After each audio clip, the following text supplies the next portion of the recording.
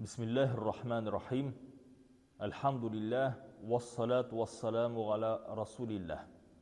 Assalamu alaikum ve rahmetullahi ve berekatuhu. Qadrli mümin muslimanlar, Allah subhanahu selamı, rahmeti ve bereketi sizge erişsin. Dua, Allah subhanahu ta'alaga müracaat etu. Ol ibadet, qaysısı İslam dininde atala ibadetinin jeligi, ibadetinin asılı, nigizidir. Ni sebepten? Çünkü şu vakitte kişi Allah subhanahu ta'ala qarata özünün muhtajlığın, tübensiligin his ite. Eğer de biz dua kılgan vakitte tekabir bulsak, Allah subhanahu ta'alaga özümüzün muhtajlığımızı his etmesek, Allah ta'alaga ne biz cevapta duamız kabul bulun neticesin tezletsek, o vakitte elbette duamız kabul bulmay. Allah subhanahu ta'ala her bir kişinin duasını işite hem de kabul ite inşallah. Hatta kişi imansız bulsa, anı rencitseler, anı lağnat duaları işitilecek cemaat Allah Teala bilen. Kabul etilecek. Hem de Allah subhanahu ta'ala ite istavudu billah. Ve izâ seleke ibâdi anni fe inni qarib ucibu da'vada da'i izâ da'an felyestecibû li ve liyu'minû bi leallehum yerşudun. Bakara suresinde Allah subhanahu ta'ala niçik matur etip ite. Benim kullarım bu dünyada kişiler benim turunda sorasalar dey. Sinalarının sıfatlı Allah Teala'nı Allah'a Allah yakın dey. İşite hem kabul ite sizin dualarınızını dey. Siz Allah subhanahu ta'ala hükümlerini kabul etiniz. Allah'a cevap kaytarınız. Qaşan ul şakıra sizni izgi işlerge. O bit izgi işlerini sizlerine özünüz işin ütisiz. Allah subhanahu ta'ala ite وَلِيُؤْمِنُوا بِهِ Tulu көңіл білен Allah Teala'ga iman кетіріңіз. Kabul etiniz İslam dinin. Şundan siz şayet doğru yol bilen alıp barışacaksınız diye Allah Teala ite. Qadrli cemaat, elbette Allah Teala bizge yakın. Elbette Allah Teala yakın. Lakin de eğer de bizim yerimizde tekabirlik bulsa, masayı bulsa, Allah Teala'dan muhtajlıkını his etmesek, o vakitte bizim turmuşumuzdan dua meselesi kite başlayı. Biz көңіл bilen kabul etirge tiyişimiz Allah Teala bu dünyada müdebbir, her bir işini alıp baruşu, Rabbimiz barşa işleri idare etuşu, nimetlendiruşu, rizıklandıruşu zat deyip. Şul vakitte көңілimiz toğısınçanı kabul etse, biz Allah Teala'ga günde dualarımızını bitmez, tükelmez rüvüşte dua kılıp duracağız. Ni sebepten son biz soragan meseleler her vakitte kabul bulmayı deb aytib qo'yamiz. Çünkü Allah subhanahu ta'ala bizning duamızga cevap qaytarır şu vakitte qaşan biz ana kerak deb o'ylagan vakitte tugel. Allah Teala ana bizga cevap qaytarır şu vakitte qaşan ul şınlıqta bilan bu duanın cevabı bizga kerak bo'lgan vakitte, manfaatli bo'lgan vakitte. Qayr vakitte biz aşıqtırabız Allah Teala'ni.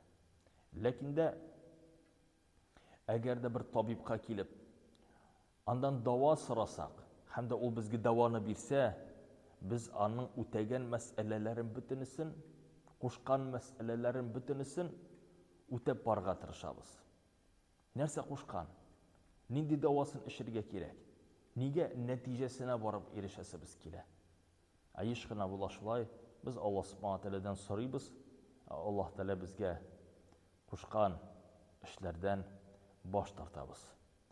Qadrli do'stlar, Allah subhanahu ta'ala bizga nechik sıfatlı duanı Allah Teala'ga ibadat qiling'iz, duo qilib, tadarru va xufiya o'zingizning boshing'izni egib, sizning ko'nglingizda qo'rquv hissi bo'lsin. Allah subhanahu ta'alaning ashuvidan saqlanuv hissi bo'lsin. Yo'qsa ul Allah Teala g'afur rahim, rahimli va shafatli, bizning duolarimizni eshituvchi, lakin de bizim ko'nglimizda qo'rquv hissi bo'lsa, ne sebepten? Çünkü biz tanıyız Allah karşında bizim hatalarımız var ikenin. Mine nersege biz korkabız. Mine nerse için korkabız. Çünkü cevaplığın qaytarga kerak beydi. Mine şu günahlarımız kirte bulmaz mı iken bizning dualarımızın kabul bulana deyip. Mine şu meselede biz dua kılgan vakitte elbette ihlaslığımızı ko'rsatamiz Allah Teala karşında. Duanın tertibi meselesinde aytgan vakitte en birincisi biz Allah Teala'ni zo'rlaymiz. Anın ko'rkam isimleri bilen, anın 99 isimleri var. Ya Rahimli, ya işitici Allah, ya Rabbim, duamni kabul et. Икенче рәвештә без кайтарабыз салаватларны. Пәйгамбер саллаллаһу алейһи ва сәлләмгә сәламнарны кайтарабыз. Аллаһумма салли ва саллим аля набийина Мухаммад дип.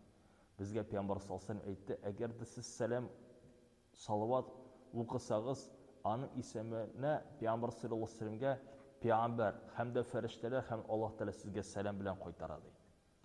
Һәм дә өченче өлештә без Аллаһ Субханаһу ва Тәгаләдән тәүбә кылабыз. Без үзебезнең хаталарыбызны гафу итүен сорыйбыз иншаллаһ Тәгалә. Аннары соң инде түбәнчелек белән Аллаһ Тәгаләдән кирәкле булган мәсьәләләребезне сорыйбыз иншаллаһ. Иң кыска дугалардан бисмиллаһ дугасы. Кайчан без әйтеп куябыз, я Раббым, бисмиллаһ. Һәм дә шушы эштә ярдәм ит дигән без күңелләребезне кичерәбез. Ярдәм ит, бисмиллаһ. Аллаһ исеме белән булсын, Аллаһның ярдәме булсын дигән кыска дугалар белән. Иң Аллаһ Тәгалә каршында кадерле дугалар ул Раббана атина фи дунья хасана ва фил ахирати хасана ва кина азабан-нар. Я Раббы, бу дөньяда ва ахиратта ниъмәтне иң хәерлесен миңа бир дип. Һәм дә әлбәттә иң хәерлесе ахиратта ул җәннәт. Бу дөньяда Аллаһ теләгенә белә. Нәрсә безгә хәерлесен? Һәм дә әлбәттә тормышыбызны Аллаһ Субханаһу ва Тәгалә тапшырып яшәргә өйрәник иншаллаһ. Дугаларыбызны кылыйк һәм дә әлбәттә Аллаһ Субханаһу ва Тәгаләнең җавабы булачак. Сәламәтлек ягындан, тынычлык белән иншаллаһ, эшләребезнең уңышлыгы белән. Ассаламу алейкум ва рахматуллаһи тәгалә ва баракатуһ.